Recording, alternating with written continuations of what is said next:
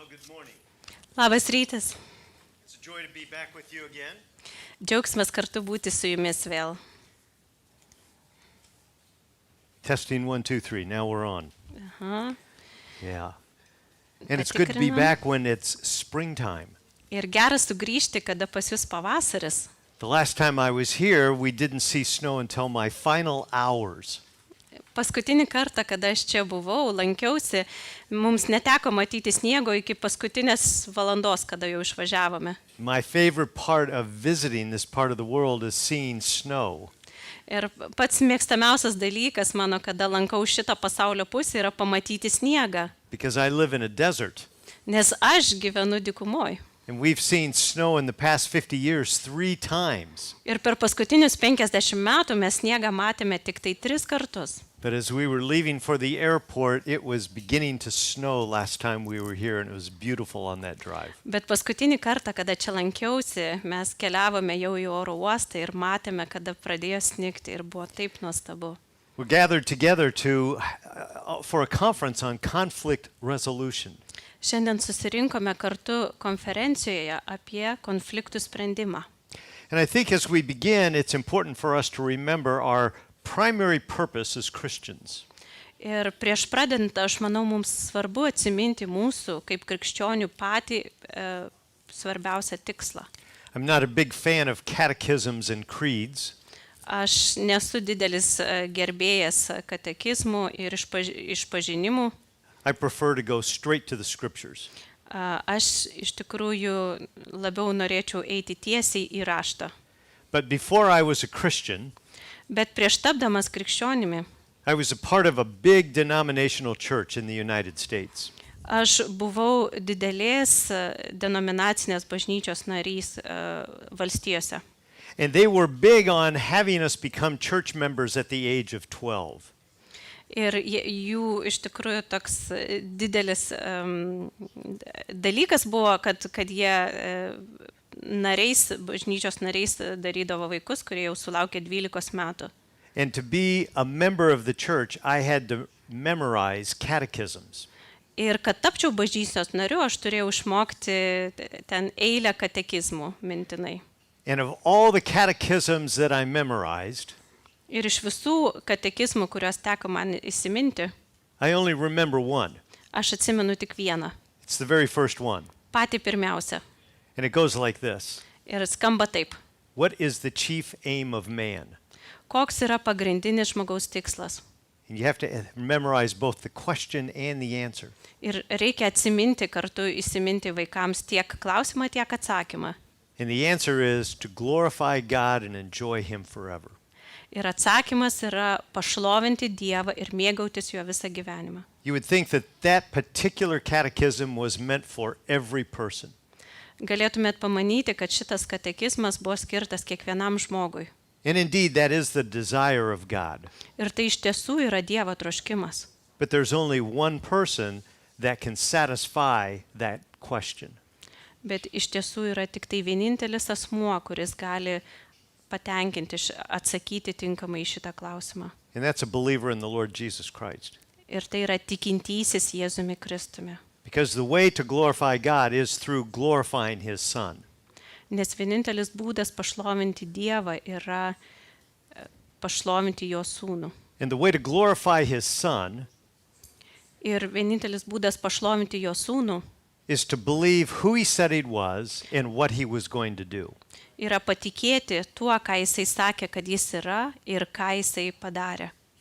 The church that I was forced to learn that catechism believed that the way to glorify God was to do good things. Bažnyčia, kurioje aš buvau priverstas išmokti šitą katekizmą, tikėjo, kad tam, kad patikti Dievui, reikia daryti gerus darbus. And this is not the way to glorify God if you are not a believer. Tai nėra tinkamas būdas patikti Dievui, jeigu tu nesi tikintysis. Because there are plenty of people in the world who are trying to glorify God by doing good things. Nes pasaulyje yra daugybė žmonių, kurie stengiasi įtikti Dievui darydami gerus darbus. But Jesus has one word for them in the end. Bet Jėzus jiems gale turės tik tai štai ką pasakyti. Depart from me, for I never knew you. atsitraukite nuo manęs, nes aš jūsų niekados nepažinojau. The issue is knowing God through Jesus Christ. Čia pagrindinis dalykas yra pažinti Dievą per Jėzų Kristų. And the way to know God through Jesus Christ is to believe what Jesus claimed about himself.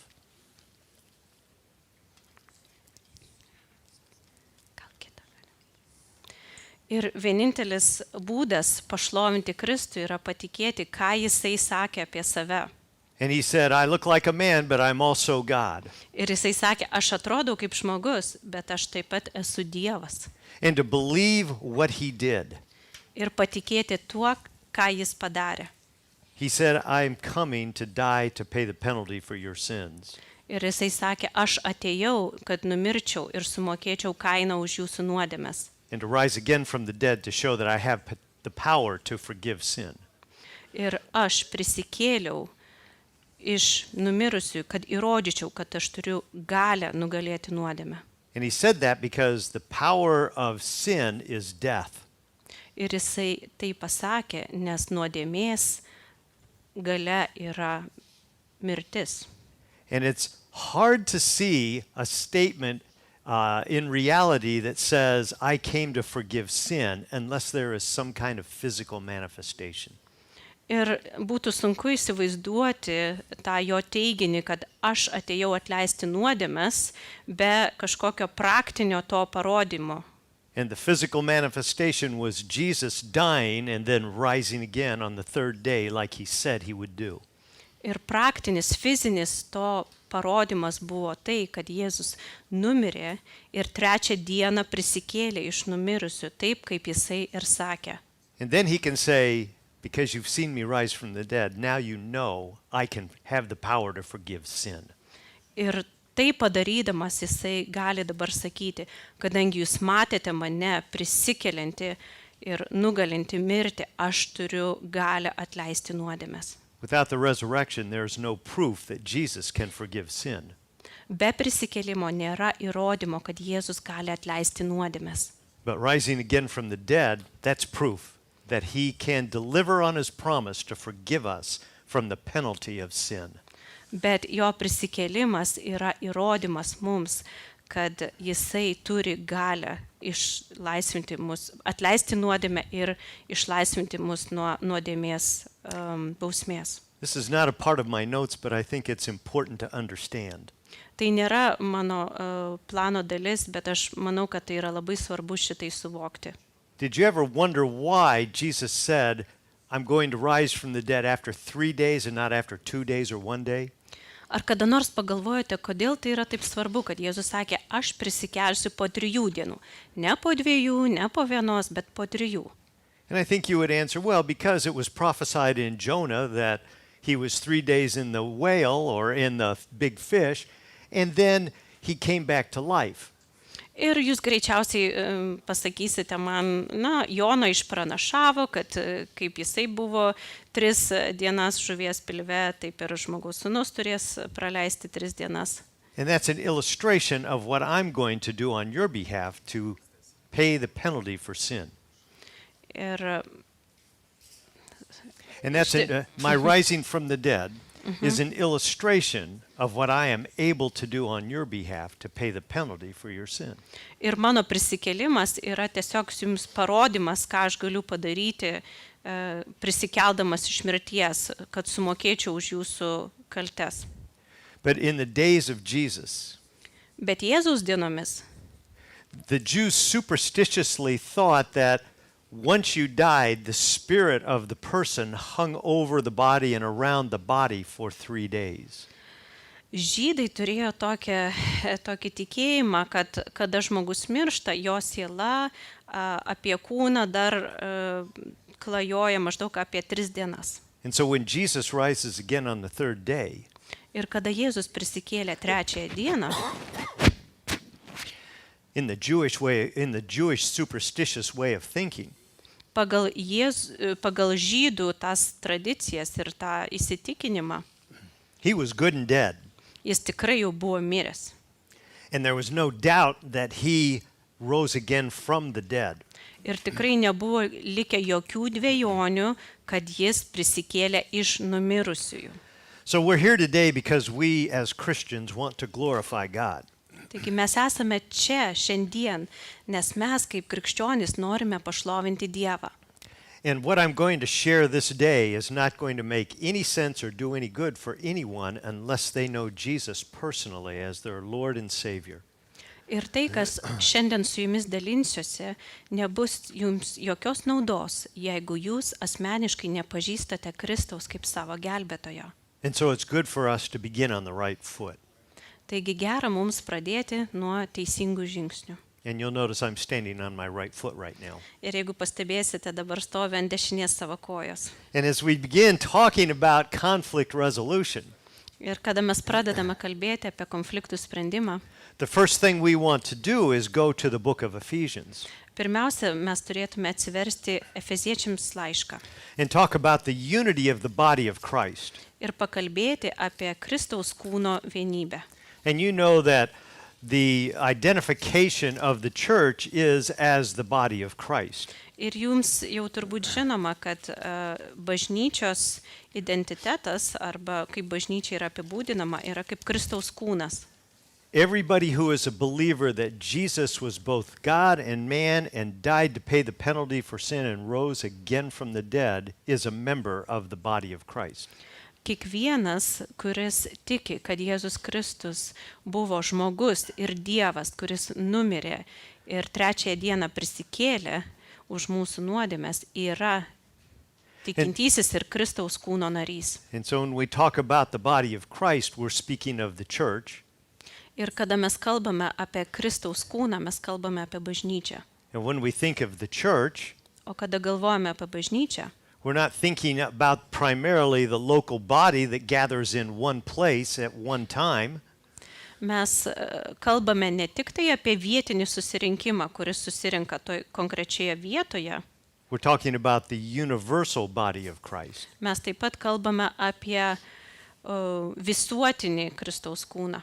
Not just those believers who are alive on this day in history, Ne tik tai tuos tikinčiuosius, kurie šiandien yra gyvi šituo istorijos momentu, but all the believers who have professed faith in Christ from the moment of Pentecost until the time when Christ returns. bet visi tikintieji, kurie išpažino savo tikėjimą nuo pat sekminių dienos iki pat to laiko, kada Kristus sugrįš.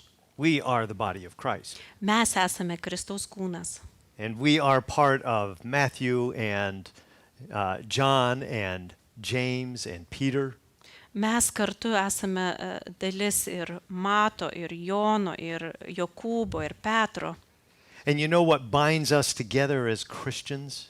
Ir žinote, kas mus sujungia kaip krikščionis? Our common belief that Jesus is God and man who died and rose again from the dead. Mūsų bendras vienas tikėjimas, kad Jėzus Kristus numirė, buvo palaidotas ir prisikėlė ir grįžta, sugrįž. That is the foundational understanding of a Christian. Tai yra mūsų pamatinis krikščionių tikėjimo supratimas. Not whether we speak in tongues or don't speak in tongues. Ne tai, ar mes kalbame kalbomis, ar nekalbame kalbomis.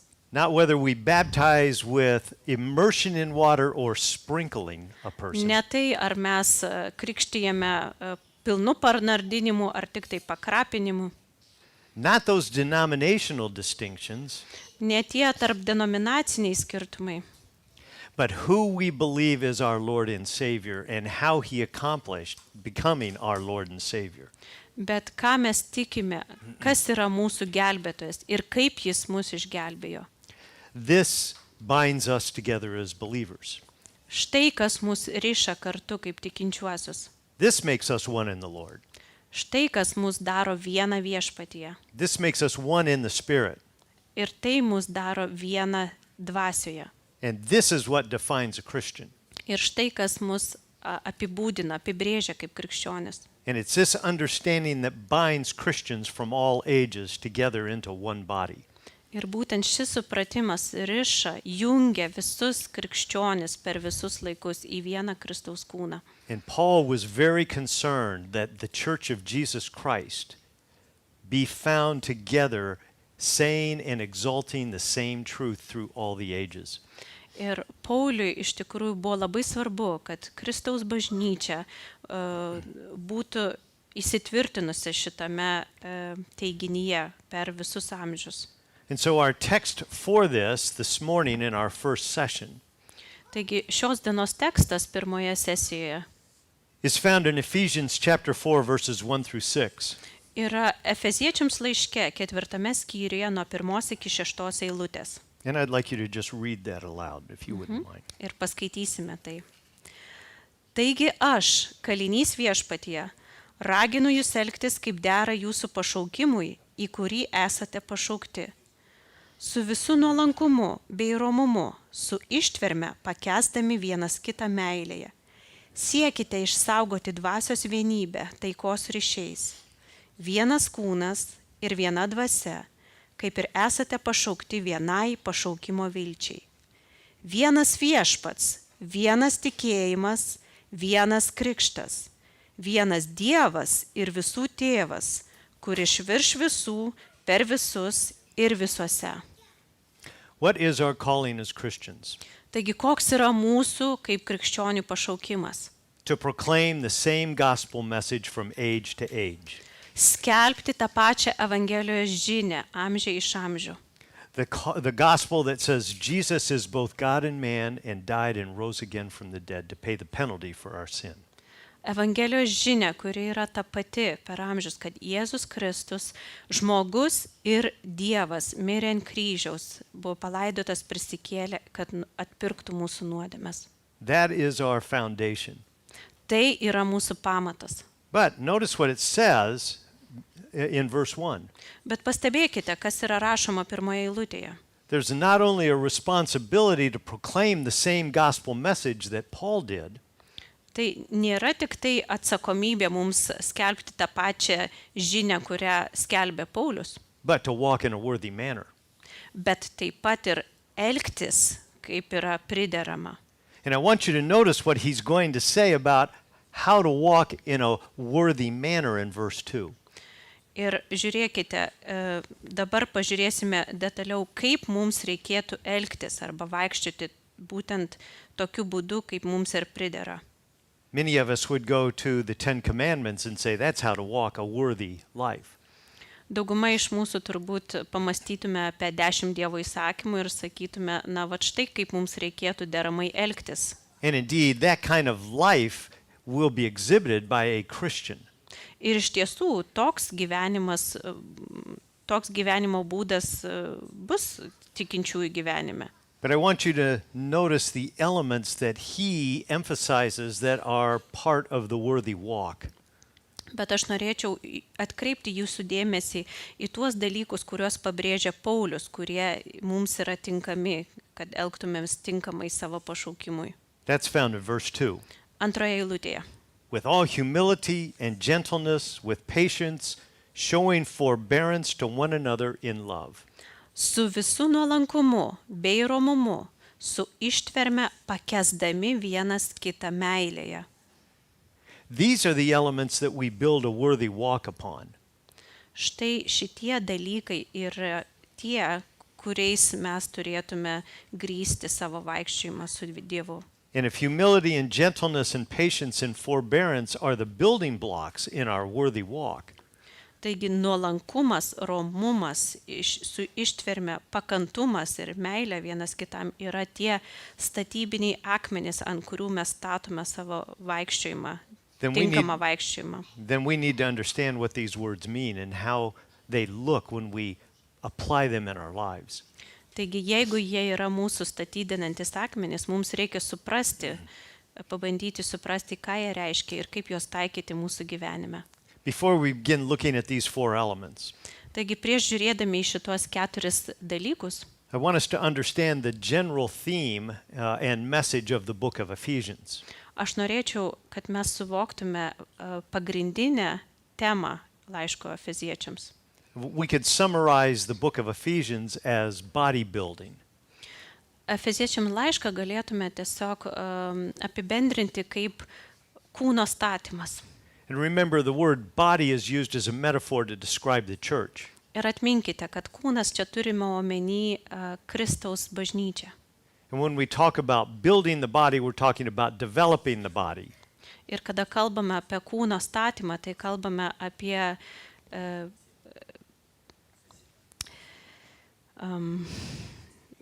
bažnyčios kūrimą. And so an alternate way of describing the theme of Ephesians would be church development.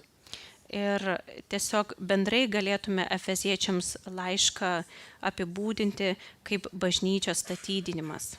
And I want you to notice that in the structure of the book of Ephesians, Ir jeigu pasižiūrėsime į Efeziečiams laiško struktūrą, chapters 1 through 3 trečias skyriai describe the foundational elements of what it means to be a Christian, as I described in my introduction. mums parodo pačius pamatinius dalykus, kurie mus apibūdina arba daro mus krikščionimis, kaip mes jau anksčiau kalbėjome. And then when we get to chapters 4 through 6, Ir kada jau žiūrime į 4-6 skyrius, it describes what a child of God will look like as he lives representing the gospel. Mums parodo, kaip atrodys Dievo vaikas, jeigu jis gyvens pagal tuos dalykus, pagal Evangeliją. I like what one of the commentators said. Man patinka, ką vienas Biblijos komentatorius pasakė. He said, one must be a child of God before one can be a servant of God. Žmogus pirmiausia turi būti Dievo vaikas, kad galėtų būti Dievo tarnas. Which means we need to understand and embrace in faith the gospel before we begin to live and glorify God. Taigi pirmiausia, mums reikia suvokti ir priimti Evangeliją prieš tai, kaip mes ruošiamės pradėti gyventi pagal Evangeliją. And so when we look at chapters 4 through 6 in Ephesians, Taigi, kada žiūrime nuo 4 iki 6 skyriaus laiško Efeziečiams, we could summarize these 3 chapters mes galime juos sutraukti, by saying this describes the behavior of Christ's church. Sakydami, kad būtent tai apibūdina Kristaus bažnyčiaus elgesį. It describes the necessary behavior in Christ's true church. Tai apibūdina tokį būtiną elgesį Kristaus bažnyčioje. So what was Paul's first concern for those who would be called Christians? Koks buvo Pauliaus didžiausias rūpestis dėl tų, kurie buvo vadinami krikščionėmis? And it's found right there in verse 1 of chapter 4. Ir tai jau galime rasti pačiame 4 skyriaus pradžioje, 1 eilutėje. That they would walk in a worthy manner. Kad jie elgtųsi kaip dera jų pašaukimui. And this is strongly expressed by Paul in verse 2. Ir tai yra labai aiškiai ir stipriai Pauliaus pabrėžiama 2 eilutėje. I mean, in verse 1, he uses the word calling. 1 eilutėje jis naudoja žodį pašaukimas. And it means in the Greek to call to one side with the idea of desiring to assist. Ir iš graikų kalbos verčiant, tai reiškia pakviesti kažką į savo pusę, turint omeny, kad nori, kad tas žmogus padėtų tau. This calling that he describes in verse 1 Tai yra toks pašaukimas, kuris yra apibūdinamas 1 eilutėje. is not a request or a suggestion. Tai nėra prašymas ar pasiūlymas. It's a plea. It's a command. Tai yra įsakas. Normally, when we look in the Greek, we can see a command in the imperative voice. Ir dažniausiai, kada žiūrime į graikų kalbą, visi įsakai yra tiesiog įsakmių tonų. In this case, it's not in the imperative. Bet čia nėra naudojama įsakomoji kalba, nuosaka. But that word for calling is a strong word in the Greek language. Bet šitas žodis pašaukimas yra tikrai pakankamai stiprus graikų kalboje. And when he uses it in the context of chapter 4, Ir kada tas žodis naudojamas 4 skyriaus kontekste, it has the force of an imperative or a command. jis tikrai turi prasmę, ryškią prasmę, kad tai yra įsakas. He's demanding that we represent Christ in this world. Jis reikalauja, kad mes atstovautume Kristų šiame pasaulyje. So why does he call it a worthy walk? Tai kodėl Paulius tai vadina deramu ar vertu vaikščiojimu anglų kalboje? And the way he does that is to use a word that describes something that has value. Ir kodėl jis naudoja tą žodį? Tiesiog turima omeny kažkas, kas turi vertę. It comes from a word that describes weighing something on scales. Ir ateina iš tokio žodžio šaknies, kuris reiškia pasverti kažką ant svarstyklių. And to get the true understanding of what this word means, Ir kad suprastume iš tikrųjų, ką šitas žodis reiškia, we have to go back to the first century. mums reikėtų grįžti į pirmąjį amžių. Because a scale in those days had two sides. Nes tuo metu svarstyklės turėjo dvi pusės. And on one side, they would put a measure, Ant vienos svarstyklių lėkštės, ant vienos pusės būtų padėtas svarmuo. and when you put the measure on that side of the scale, it would sink down as far as it could go. Ir kada padedate svarmenį būtent ant tos pusės, nusileisto žemyn kiek tik tai įmanoma. And the way to get the scale to balance would be to begin adding weight to the other side. Ir tam, kad pradėti išlyginti šitas svarstyklės, reikėtų pradėti dėti svorį į kitą svarstyklių lėkštę. And so the goal of a scale is to have equal measures. Ir svarstyklių tikslas yra, kad galima būtų vienodus svorius abiejose pusėse turėti. But on one side, you put the standard and it sinks down. Vienoje pusėje padeda svarmenį arba standartą ir jisai nusveria svarstyklės. And then on the other side, you begin to add weight and it begins to balance or to equalize. O kitoje lėkštėje, kitoje pusėje pradedate dėti sveriamus daiktus iki tol, kol svoris susilygina. I think this is a good picture of the Christian life. Ir aš manau, kad tai yra geras paveikslas mūsų krikščionio gyvenimo. Because when we begin our walk as Christians, Nes kada pradedame savo vaikščiojimą kaip krikščionis, our behavior is out of balance. mūsų elgesys yra kaip išsiderinusios svarstyklės. We've got what we should be down here. Štai ant šitos lėkštės mes turime tą svarmenį, kokie mes turėtume būti, And what we are is up here. o kokie mes esame yra ten aukštai viršui. And we would think, oh no, we're closer to heaven, we're fine. Mes galvom, mes arčiau dangaus, tai viskas gerai, ar ne? But the goal isn't to be in unequal distances from each other. Bet mūsų tikslas nėra, kad mes būtume labai toli vienas nuo kito pagal savo svorį, But to be in balance with each other. bet kad būtume viename lygmenyje, subalansuoti vienas su kitu. I must confess that I'm out of balance in my life. Aš prisipažinsiu, aš savo gyvenime esu tikrai netitinku to balanso. I don't think I'm as out of balance as I was 50 years ago. Nemanau, kad aš esu tiek išsibalansavęs, kaip buvau prieš 50 metų, But I'm still working on getting the balance in this life. bet aš vis dar dirbu prie to, kad mano gyvenime tos svarstyklės būtų sulygintos.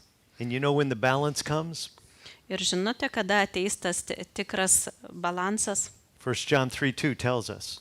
1 Jono 3:2 sako, When we see him, we will be like him.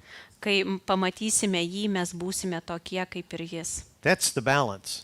Tada bus tas tikrasis balansas. We're not going to be balanced in this life. Mes šiame gyvenime nepasieksime tos lygybės. And I don't tell you that so that you will stop trying to be in balance. Ir aš jums nesakau to, kad jūs nustotumėt stengtis atrasti tą lygybę. But when you look at your life as being out of balance, Bet kada matote, kad jūsų gyvenimas yra išsibalansavęs, see it for what it really is. pamatykite tai, kaip tai iš tikrųjų yra. That's a time to rejoice in the work of Jesus. Tai yra laikas, kada galite džiaugtis Jėzaus Kristaus darbu.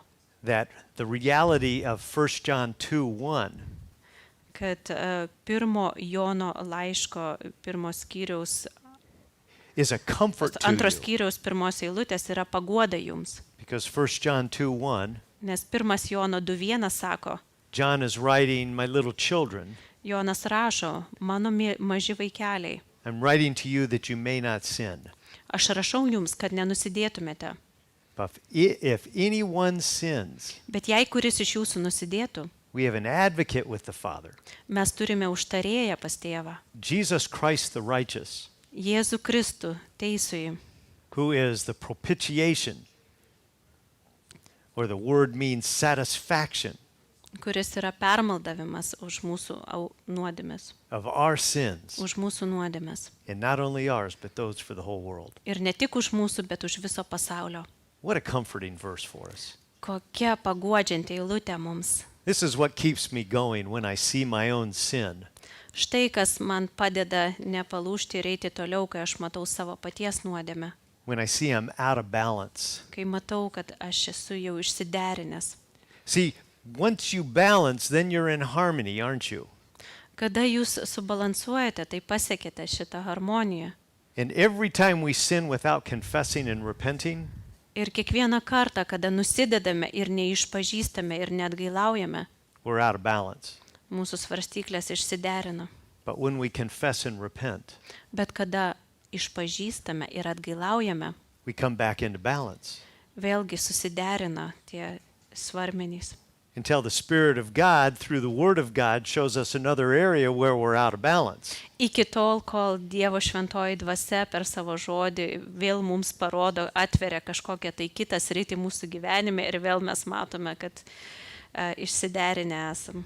And then we have an opportunity to restore harmony by confessing and repenting. Ir tada mes turime galimybę vėl atstatyti tą harmoniją, išpažindami ir atgailaudami. And so when Paul talks about walking in a manner worthy of your calling, Ir kada Paulius čianais kviečia, rašo, kad mes turime vaikščioti kaip dera mūsų pašaukimui, he's saying make your behavior match your beliefs. jisai mums sako, kad jūsų elgesys turi atitikti jūsų tikėjimą. He says you have been crucified with Christ. Jis sako, jūs esate nukryžiuoti su Kristumi. You are now one with Christ. Jūs dabar viena su Kristumi. Now show that your behavior matches your belief in Jesus and his work. Taigi dabar savo elgesiu parodykite, kad jūsų elgesys atitinka jūsų tikėjimą Kristaus žodžiais. So, what does a worthy walk look like to Paul and to the Holy Spirit? Taigi, kaip tas deramas elgesys atrodo pagal Paulių ir šventąją dvasią? And you know, I can say, what does the worthy walk look like to Paul and the Holy Spirit? Because Paul's words written down in Scripture are the words of the Holy Spirit. Ir aš galiu sakyti, kad kai Paulius kalba apie mūsų deramą elgesį, tai ne tik Paulius, bet tai šventoji dvasia, nes šventoji dvasia įkvėpė Paulių užrašyti šitos žodžius. And this is where it's important to remember 2 Timothy 3:16. Ir štai būtent čia dabar svarbu prisiminti 2 Timotiejui 3:16. All Scripture is inspired by God. Visas raštas yra Dievo įkvėptas. And so when we read the words of Paul, Ir kada skaitome Pauliaus žodžius, which the church recognizes to be the words of God, ir juos bažnyčia pripažįsta, kad tai yra Dievo žodžiai, then we need to pay attention to what it says. taigi mums reikia kreipti dėmesį, ką jie sako. So, here are the 4 characteristics of a worthy walk of a Christian. Taigi štai yra 4 charakteristikos, kurios apibūdina mūsų vertą vaikščiojimą arba elgesį viešpatyje. Found in verse 2, Antroje eilutėje. they are humility, Tai yra nuolankumas, gentleness, romumas, patience, ištvermė and forbearance. ir pakantumas. We want to examine each one of those words during our first session today. Ir per pirmąją sesiją šiandien pasižiūrėsime į visas tas 4 savybės. And the first word is the word humility. Pirmasis žodis arba savybė yra nuolankumas. I don't know what your definition of humility is. Nežinau, kaip jūs apibūdinate nuolankumą. I had a different definition until I saw the Greek definition of holiness. I mean, of humbleness. Aš iki tol, kol pasižiūrėjau į originalią graikų kalbą, turėjau visai kitokį supratimą apie nuolankumą. The Greek word means to think or to judge yourself with lowliness. Graikų originalų žodis reiškia mąstyti arba vertinti save nusižeminusiai. It's composed of two words in the Greek. Ir susideda graikų kalboje iš dviejų žodžių. One of the beauties of the Greek language is that they can take two words and put them together in order to describe a value or a character.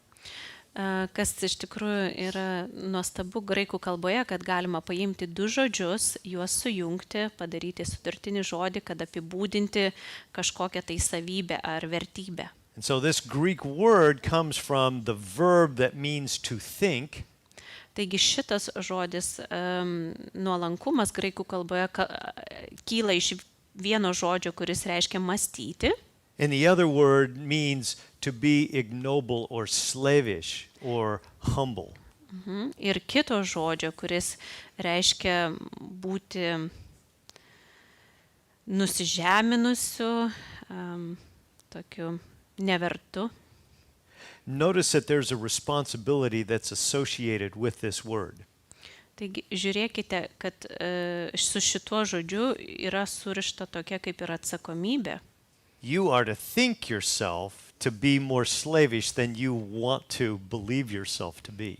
Jūs turite apie save mąstyti nuolankiau arba žemiau, negu kad esate linkę apie save mąstyti. This is a conscious responsibility of all Christians. Tai yra sąmoninga atsakomybė kiekvieno krikščionio. It apparently in history is a word that was coined by Christians. It apparently is a word that was founded, initiated, put together by Christians. Ir atrodo, kad istorijos tekmėje šitas žodis buvo suformuluotas ir naudojamas krikščionių. Because this kind of an attitude was foreign to the thinking of a Greek or a Roman. Nes toks mąstymas arba tokia nuostata buvo svetima tiek graikams, tiek romėnams. The Greeks and the Romans thought that if you were a humble person, then you were not worthy to be looked upon with respect. Tiek graikai, tiek romėnai mąstė, kad jeigu esate nuolankus žmogus, tai esate nieko vertas, nevertas jokios pagarbos. If you were a cultured person in Roman and Greek society, you walked around with an air of superiority. Jeigu buvote kultūringas, išsilavinęs žmogus, graiko romėnų kultūroje galėjote vaikščioti iškėlęs galvą ir jaustis savo viršenybę prieš kitus. And when you came across another person, Ir kada sutinkdavote kitą žmogų, the one who could show himself to be more arrogant was the person that was more respected. tas, kuris pasirodydavo labiau arogantiškas, buvo labiau gerbiamas. Because I understand the meaning of this word, Kadangi aš suprantu šito žodžio prasme, I hate to see arrogance in the church. aš negaliu pakęsti, kada matau aroganciją bažnyčioje. I especially hate it when I see a pastor who is arrogant in the pulpit.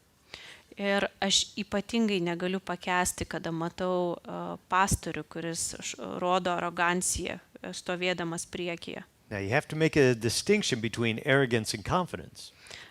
Bet turėtume padaryti skirtumą tarp arogancijos ir užtikrintumo. Because I like a confident man in the pulpit. Nes man patinka matyti žmogų, kuris stovi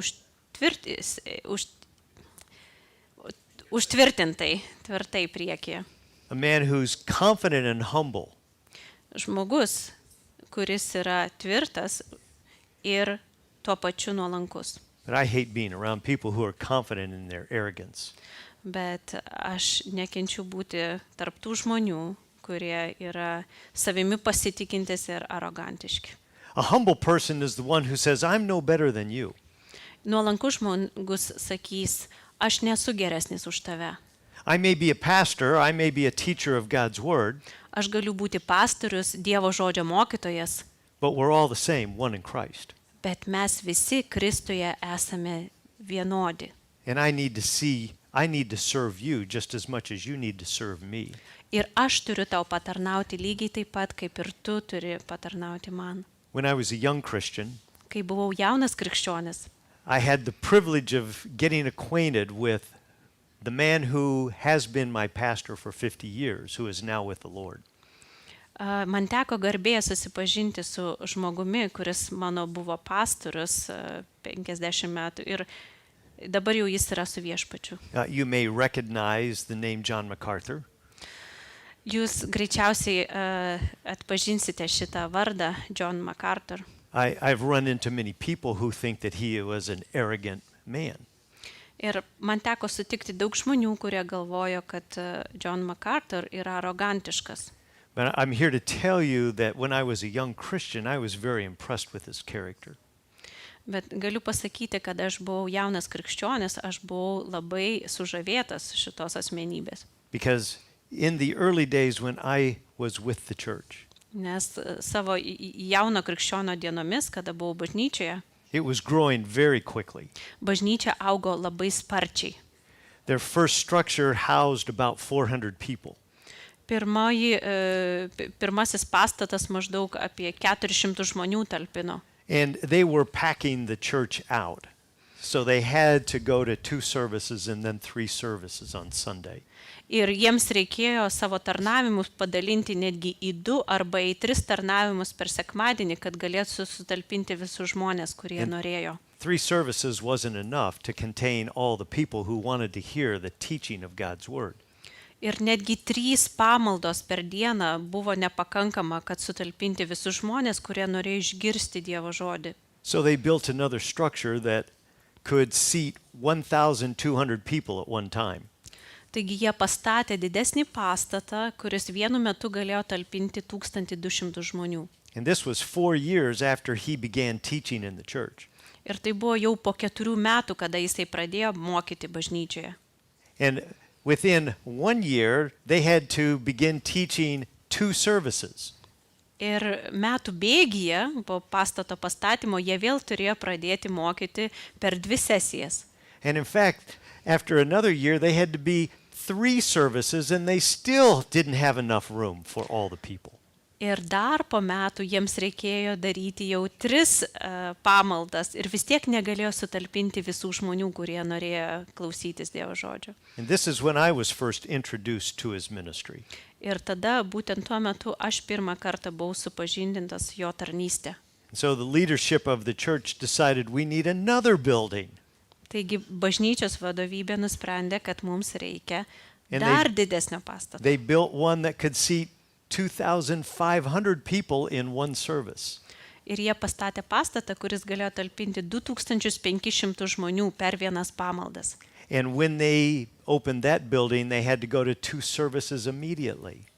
Ir kada jie atvėrė duris į tą pastatą, jiems jau iš karto reikėjo pradėti daryti 2 pamaldas per dieną. And all of this is happening in the first 7 years of his ministry. Ir visa tai vyko per pirmuosius 7 metus jo tarnystės. You would think that he would be a very proud man. Jūs galėtumėt pagalvoti, kad jis galėjo būti labai išdidus žmogus. Look what I have done in 7 years. Žiūrėkite, štai ką aš padariau per 7 metus. But that was never John's attitude. Bet tai nebuvo John nusistatymas. He said, he's told me many times that his goal was to just take care of taking the people of God through the depth of God's Word. Jis man daug kartų sakė, kad jo tikslas yra pervesti žmonės per Dievo žodžio gelmes. And he would let God take care of the breadth. O jau Dievas pasirūpins viso to išsiplėtimu. So I came to that church when they were between building number 2 and building number 3.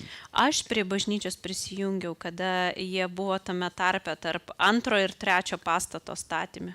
And there was one Saturday that they called for the church to come together to prepare for the paving of a parking lot. Ir vieną šeštadienį visa bažnyčia buvo sukviesta padėti išgrįsti kiemą šalia bažnyčios. And so I volunteered to be there that Saturday morning. Ir aš savanoriavau tą šeštadienio rytą. I thought that's the least I can do to serve the church. Galvau, na, mažiausiai ką galiu padaryti, pasitarnauti bažnyčiai tokiu būdu. And so we assembled and we were given instructions on what to do so that the church could be paved with asphalt. Taigi mes susirinkome, mums davė instrukcijas, ką reikės daryti, kad galėtume išgrįsti, išasfaltuoti ten privažiavimą prie bažnyčios.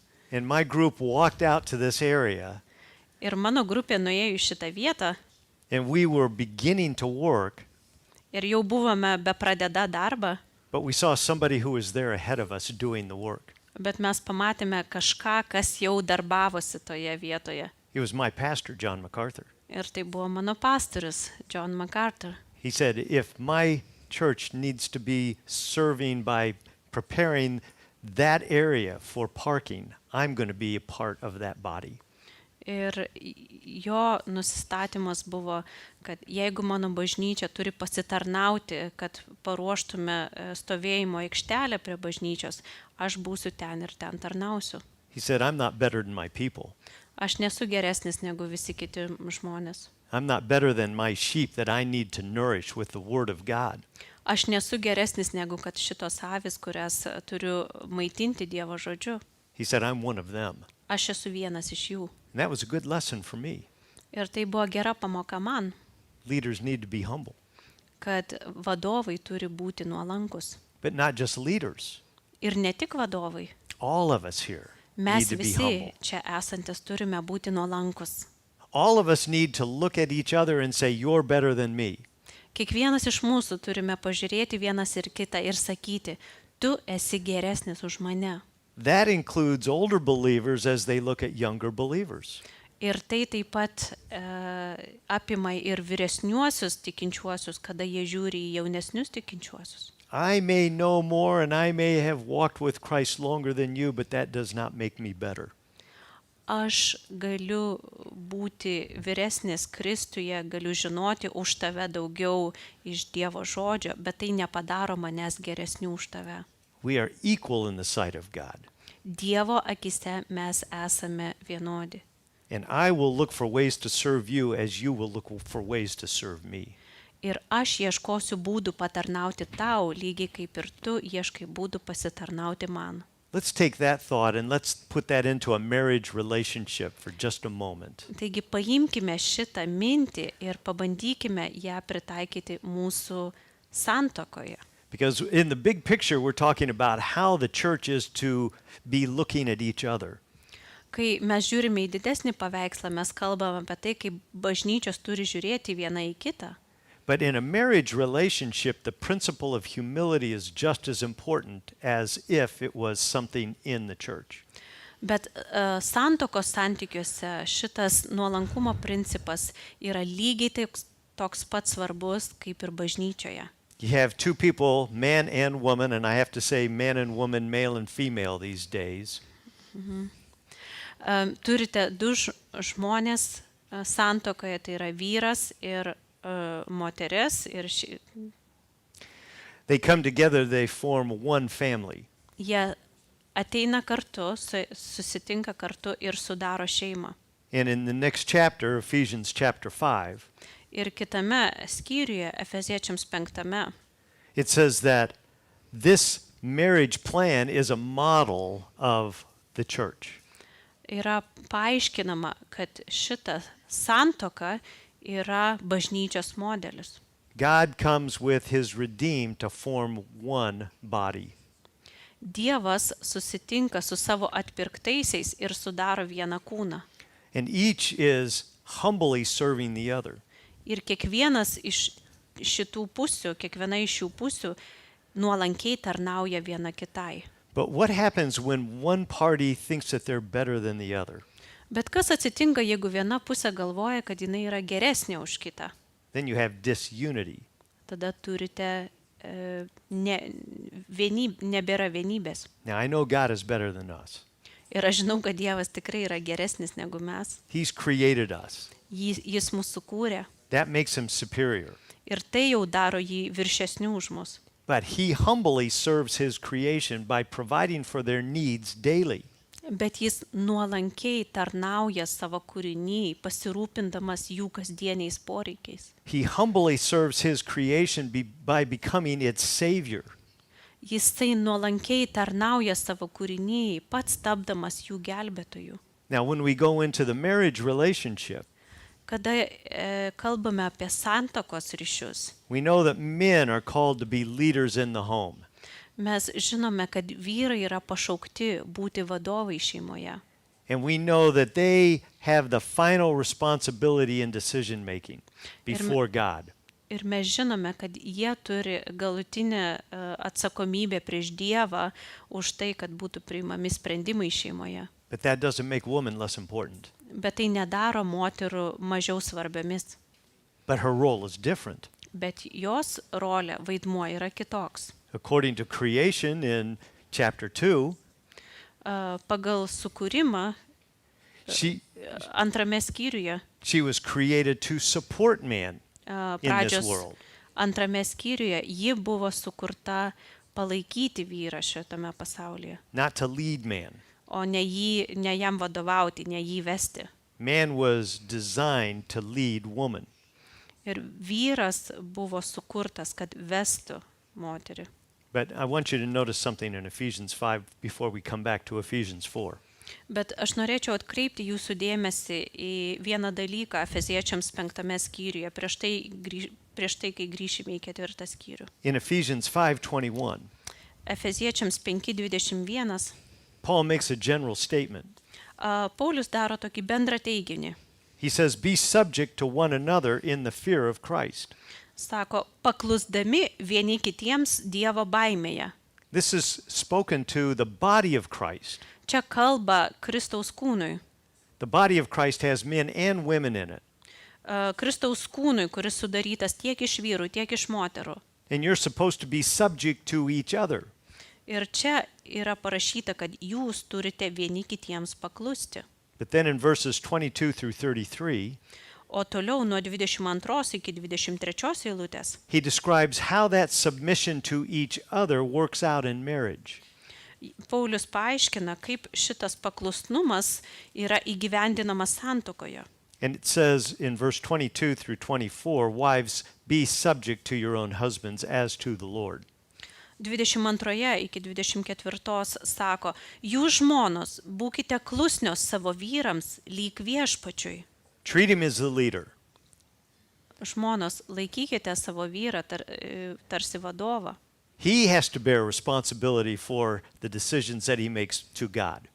Jis yra atsakingas prieš Dievą už savo sprendimus, kuriuos turi atlikti. In other words, don't take God's judgment away from him by becoming a leader in your own marriage. Taigi, neprisiimkite savo Dievo teismo, kuris yra skirtas jūsų vyrui, jeigu jūs norėsite užimti vadovo poziciją šeimoje. So about this time, guys are going, "Yeah, I'm macho man. I'm the leader." Aha, jau dabar vyrai galvoja, va, aš čia dabar jau vadovas, aš bosas čia. But then you go to verse 25, Ir tada pereinam prie 25 eilutės. and it says, "Husbands, love your wives." Ir kur parašyta, jūs vyrai, mylėkite savo žmonas. You know what that word love means in the Greek? Ar žinote, ką tas žodis mylėkite graikų kalboje reiškia? It means self-sacrificial service. Reiškia pasiaukojantis tarnavimas. That's another word for humility. Tai kitas sinonimas nuolankumo. That's another way of telling the husband, "Look at your wife in the right way." Tai dar vienas būdas pasakyti vyrui, kad žiūrėkite į savo žmoną tinkamai. You're not better than her. Tu nesi geresnis už ją, You're equal with her. tu esi lygus su ją. You just have different responsibilities. Jūs tiesiog turite skirtingas atsakomybės. And so imagine a marriage then where two people are looking at each other as better than themselves. Taigi įsivaizduokite santuoką, kur du žmonės žiūri vienas į kitą ir mato kitą geresnį negu save. My pastor told me when I was a young married man, Mano pastorius man sakė, kad aš tik buvau jaunas dar susituokęs. Marriage is all about the competition of to see who can outserve the other.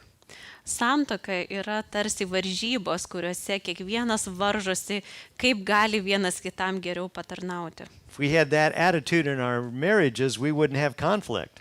Jeigu turėtume tokį nusistatymą savo santokose, pas mus nebūtų konfliktų. Now let's bring that back into the church setting. Bet dabar grįžkime su ta mintim į bažnyčios kontekstą. If we had this attitude among ourselves, we would not have conflict in our church. Jeigu turėtume tokį nusistatymą bažnyčioje, tarp mūsų nebūtų konfliktų. Because we would be trying to outserve each other. Nes mes stengtumėmės kuo daugiau vienas kitam tarnauti, pralenkdami vienas kitą tarnystėje. How often have you come to church with the attitude, I need to be served today? Kaip dažnai jūs ateinate į bažnyčią su tokiu nusistatymu, man reikia, kad kas nors man patarnautų. The pastor needs to serve me with his word, with the word. Pastorius turi man patarnauti su savo žodžiu. And Dievo my žodžiu. responsibility is to criticize him. O mano atsakomybė yra kritikuoti pastorių. No, our job is to listen and to properly evaluate and to humbly submit to the teaching of God's word. Mūsų atsakomybė yra klausyti, įvertinti tinkamai ir nusižeminti prieš Dievo žodį.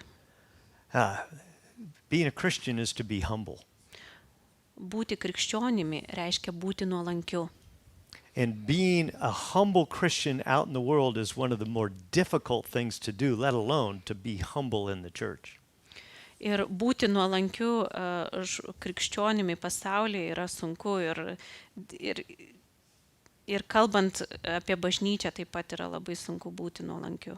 I live in Los Angeles. Aš gyvenu Los Andžele. You may think, oh, Southern California, nice weather.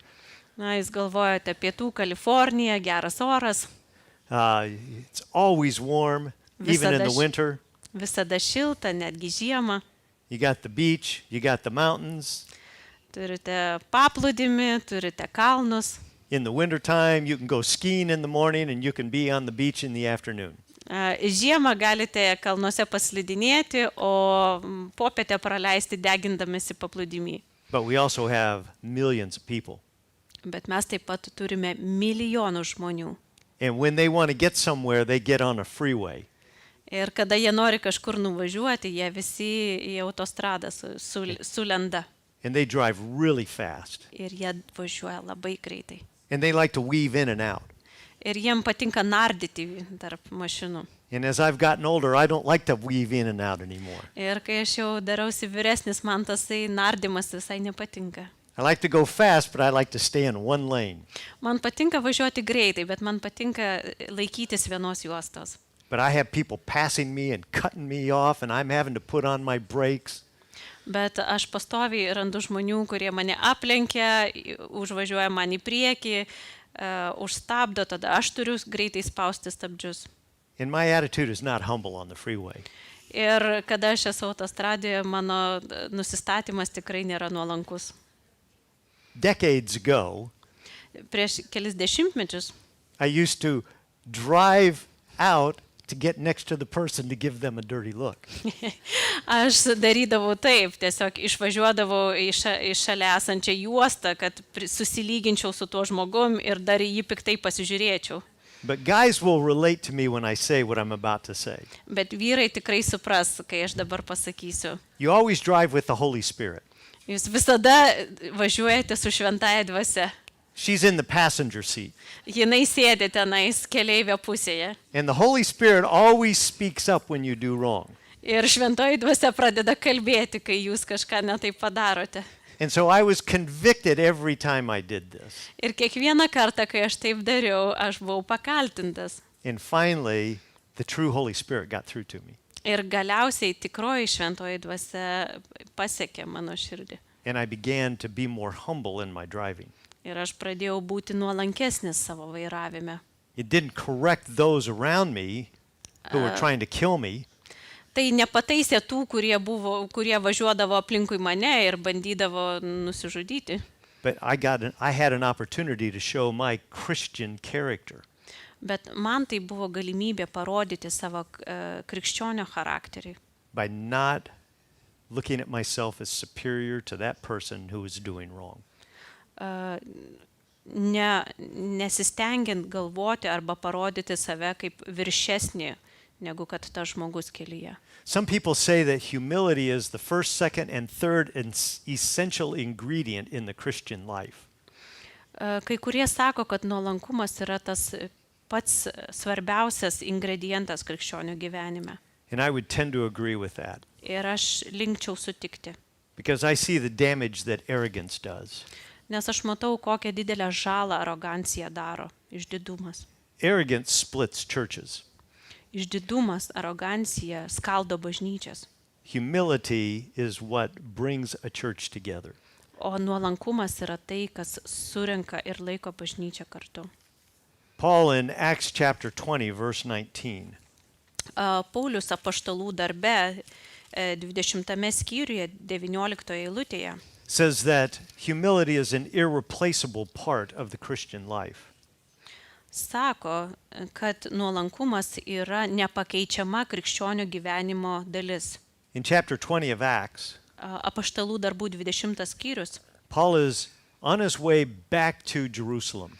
Paulius yra pakeliui atgal į Jeruzalę. And he's in a hurry to get there after the third missionary journey. Ir jisai skuba sugrįžti po savo trečios misijinės kelionės. But he wanted to deliver a message to the leaders of the Ephesian church. Bet jis norėjo perduoti žinią Efezo bažnyčios vyresniesiems. And he knew if he stopped in Ephesus that he wouldn't get to Jerusalem on time. Ir jisai žinojo, kad jeigu jisai sustos Efeze, jis tuomet nepasieks Jeruzalės laiku. Because he put 3 years of his life into them and they loved him and they did not want to see him leave. Nes jis praleido 3 savo gyvenimo metus statydindamas Efezo bažnyčią, būdamas kartu su jais, ir jie tikrai nebūtų norėję ir leidę jam išvykti. So he met the leaders of the church at a neutral site. Taigi jis susitiko su bažnyčios vyresniaisiais neutralioje vietoje. And he gave them the final speech that he would give to those leaders before he was going to be arrested and taken to Rome for his final trial. Ir jisai kalbėjo jiems paskutinius žodžius prieš tai, kada jis baigė savo kelionę ir buvo suimtas ir turėjo stoti prieš teismą. And I want you to notice how he opens his remarks to these men whom he's never going to see again. Ir aš noriu, kad jūs atkreiptumėte dėmesį, kaip Paulius kreipėsi į tuos vyresniuosius, kuriais jis daugiau gyvenime nebesimatys. And he begins in verse 18 by saying, "You yourselves know from the first day that I set foot in Asia how I was with you the whole time." Ir jisai pradeda 18 eilutėje kreipdamasis į juos. Jūs žinote, kaip nuo pirmosios dienos, kurią įžengiau į Aziją, visą laiką pas jūs elgiausi. How did he serve the Lord? Tarnaudamas viešpačiui. In verse 19, serving the Lord with all humility. 19 eilutėje. Tarnaudamas viešpačiui su visu nusižeminimu. Paul just made humility the number one quality in a Christian. Taigi Paulius čia pademonstravo, kad nusižeminimas, nuolankumas yra pati pirmoji svarbiausia savybė krikščionių gyvenime. But now we have to go on to the other 3 elements that make up the qualities of that preserve the unity of the body of Christ. Bet dabar mums reikės pažiūrėti į kitas 3 savybės, vertybės, kurios padeda mums išlaikyti vienybę Kristaus kūne. And I only have 12 minutes to do it. Ir aš turiu tik tai 12 minučių dabar tai padaryti, So that we can take a break. kad galėtume turėti pertrauką. Because I know the mind is not going to absorb what the seat cannot endure. Nes protas negali ištempti daugiau, negu kad mes galime išsėdėti. But we spent so much time on humility to see that it is a foundational character quality that we need to be exhibiting in our life. Bet mes praleidome labai daug laiko kalbėdami apie nuolankumą, nes tai yra tikrai pamatinė vertybė, kurią mes turime demonstruoti savo gyvenime. But if we go back to Ephesians chapter 4, verse 2, Bet jeigu grįšime į Efeziečiams 4 skyrių 2 eilutę, we're supposed to add gentleness to humility. mes turime prie nuolankumo pridėti ir romumą. What does it mean to be gentle? Ką reiškia būti romiu? The Greek word is actually better translated as meek. Graikų kalboje tai geriau išversti kaip romumas. Tas švelnumas verčiamas kaip romumas. And many times when we think about meekness, we also think about weakness. Ir dažnai, kada mes kalbame apie romumą, tai mums asocijuojasi su silpnumu. To be a meek person is not to be a weak person at all. Bet būti romiu žmogum visiškai nereiškia būti silpnu. Moses in Numbers 12:3 Skaičių knygoje 12 skyriuje 3 eilutėje Mozė is described as being the meekest man on earth. yra apibūdinamas kaip romiausias žmogus pasaulyje. But when you look at the life of Moses in Exodus and Numbers, Bet kada žiūrite į Mozės gyvenimą tiek išėjimo, tiek skaičių knygoje, he was not meek. jis tikrai nebuvo romus. He was bold, Jis buvo drąsus, he was confident. pasitikintis. He got 2.5 million people to follow him into the desert and deliver them to the shores of the Jordan River. Jis savo atsakomybėje turėjo 2,5 milijono žmonių, kuriuos jis turėjo įvesti į pažadėtąją žemę. That's not a weak person. Tai nėra silpnas žmogus. But you know why he is labeled as meek? Bet ar žinote, kodėl jis yra vadinamas romiu? Because he was a humble man. Nes jis buvo nuolankus žmogus. Humility and meekness go together in understanding this word. Nuolankumas ir romumas eina kartu, kad galėtume tikrai suprasti to žodžio reikšmę. He didn't think he was better than the people he was leading.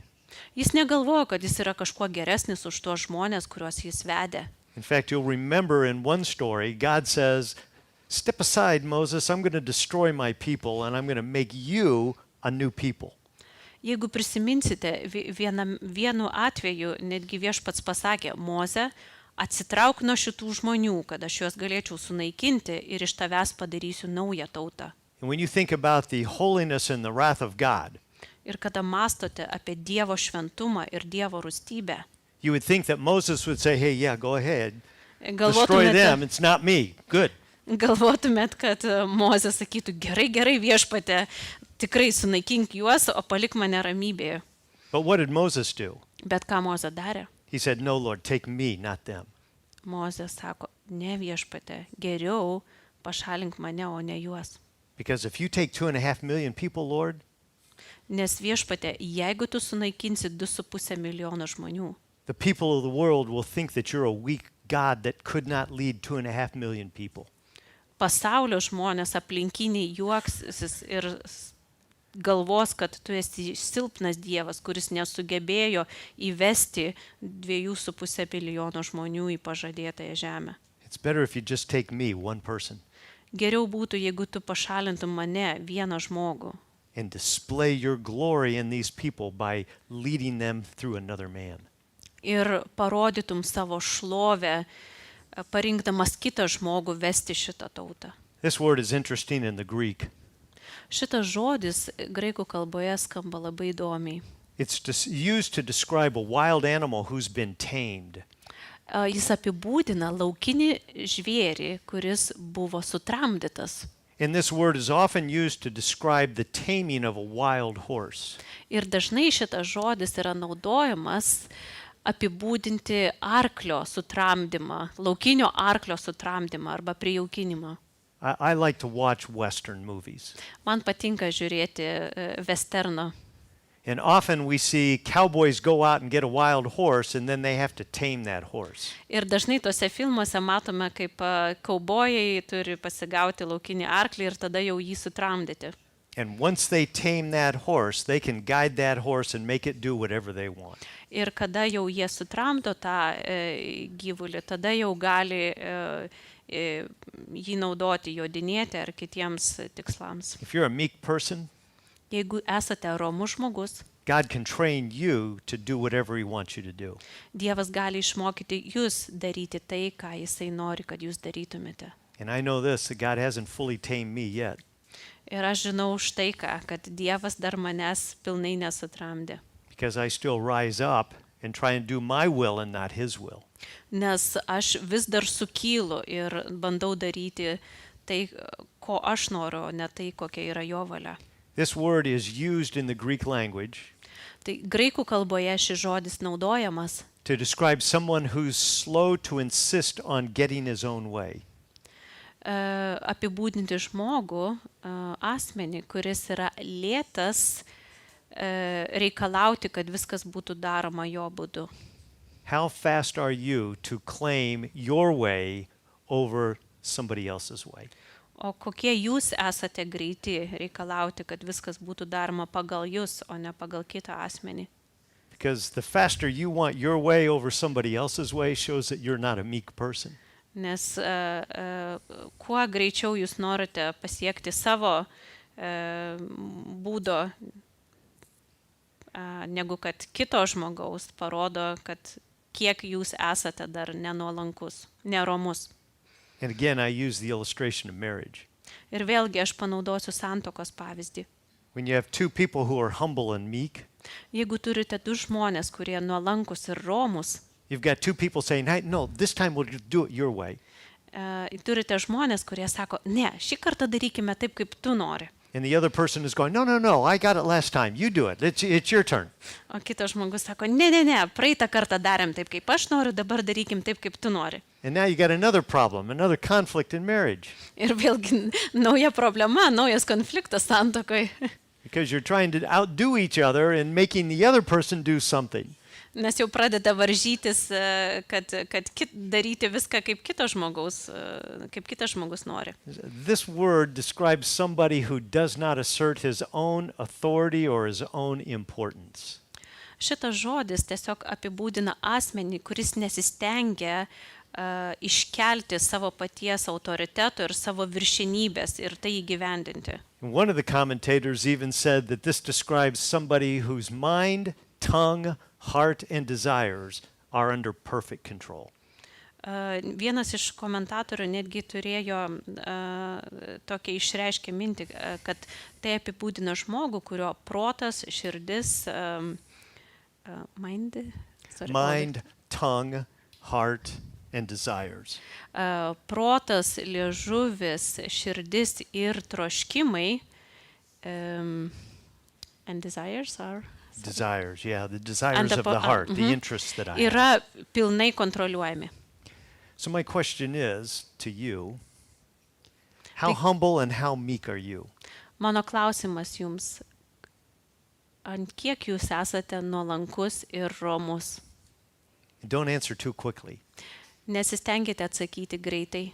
That'll show that you're not humble and meek. Tai tik parodys, kad nesate nei nuolankus, nei romus. Okay, 2 more words, 3 more minutes. 2 žodžiai ir dar 3 minutės. We want to talk about patience. Kalbėsime apie kantrybę, This is ištvermę. one of those words that I really like. Tai yra vienas iš žodžių, kuris man tikrai labai Because the patinka. Greek word describes somebody who can slow down and not act in the midst of great turmoil and difficulty. Nes graikų kalboje šitas žodis apibūdina žmogų, kuris gali sulėtėti, sustoti ir tiesiog karštligiškai nepasielgti sunkiomis aplinkybėmis. It describes an individual who can endure negative circumstances without giving in to the negative circumstances. Tai apibūdina žmogų, kuris gali ištverti neigiamas aplinkybės, nepasiduodamas toms neigiamams aplinkybėms. It also describes a person who withholds avenging a wrong or retaliating against somebody who has harmed you. Ir taip pat apibūdina žmogų, kuris sugeba susilaikyti, net mokėti ir net keršyti kažkam, kas prieš jį nusižengė. And I would take you to the scriptures if we had more time to see this in action in the character of God. Ir jeigu turėtume daugiau laiko, aš netgi siūlyčiau pasižiūrėti į šitas rašto vietas, kur toks elgesys yra parodomas Dievo charakteryje. But all I can do is give you a couple of references for you to look at on Bet your own. dabar tik tai paliksiu kelias rašto vietas, kad galėtumėte patys pasiskaityti. And I would ask you to look at Romans 2:4 and Romans 9:22 on your own. Ir pasižiūrėkite, kai turėsite laiko patys, Romiečiams 2:4 ir Romiečiams 9:22. And I would especially encourage you to look at 1 Peter chapter 3 verse 20. Ir ypatingai norėčiau jūs paskatinti pasižiūrėti į 1 Petro laišką, 3 skyrių, 20 eilutę. And 2 Peter chapter 3 verse 15. Ir 2 Petro laišką, 3 skyrių, 15 eilutę. Because it describes God as patiently enduring sin in the world until he enacts his judgment. Nes jos apibūdina Dievą, kuris kantriai pakenčia nuodėmę pasaulyje iki tol, kol jis įgyvendins savo teismą. I mean, just think for a moment. God has been withholding his judgmental wrath for 6,000 years. Tik pamanykite, truputėlį pamastykite apie tai, kad Dievas savo rūstybę jau sulaikė 6,000 metų. And then he describes in Revelation chapter 6 through 19 his wrath. Ir apreiškimo nuo 6 skyriaus iki 19 skyriaus jisai aprašo, jis mums apibūdina savo rūstybę. And it's terrifying in its description. Ir tai, kas yra aprašyta, yra tiesiog baisu. But you're seeing the anger of God unloaded after 6,000 years of restraint. Bet tada jau matome viešpaties Dievo išlietą pyktį, kuris buvo sulaikomas jau 6,000 metų. Think about how angry you can get if somebody wrongs you and you don't act in the moment. Įsivaizduokite, kaip jūs esate supykęs ir kaip yra sunku tose situacijose, kada kažkas prieš jūs nusidėjo ir jūs stengiatės neatmokėti. And the more anger that builds up in you when the issue is not resolved.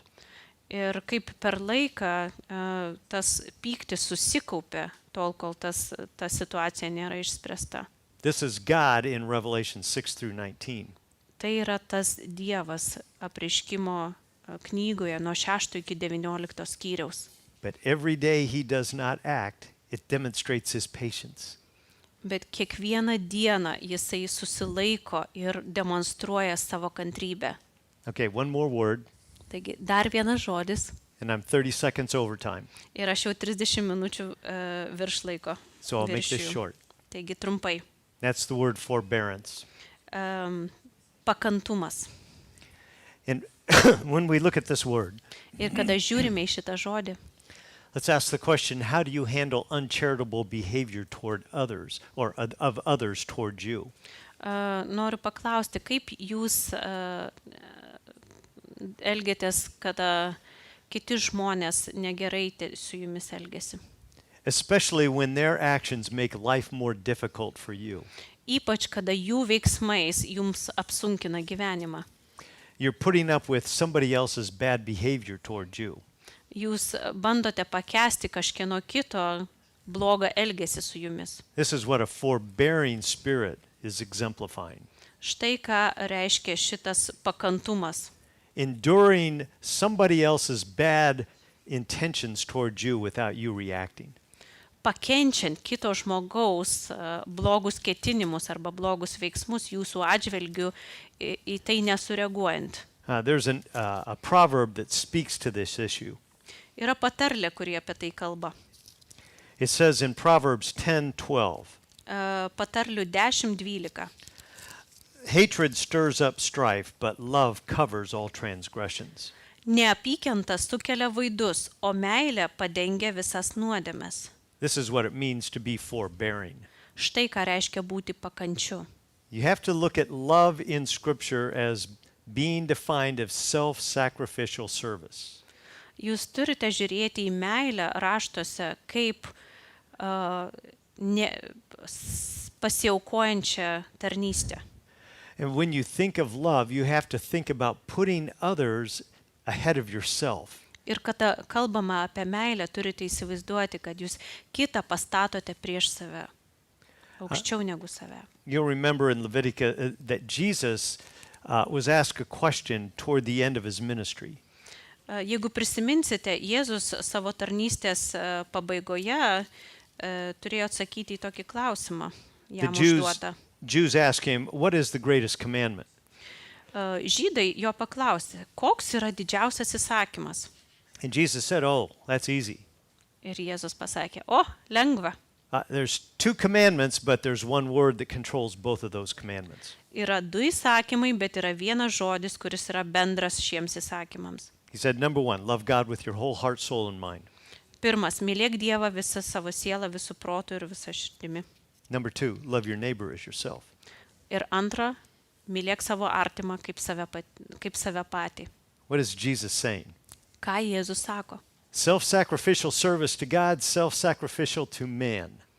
Pasiaukojanti meilė Dievui ir pasiaukojanti meilė žmogui.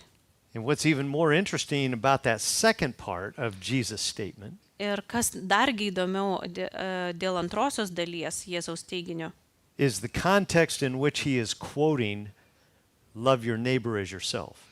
yra kontekstas, kuriame jisai cituoja, mylėk savo artimą labiau negu save.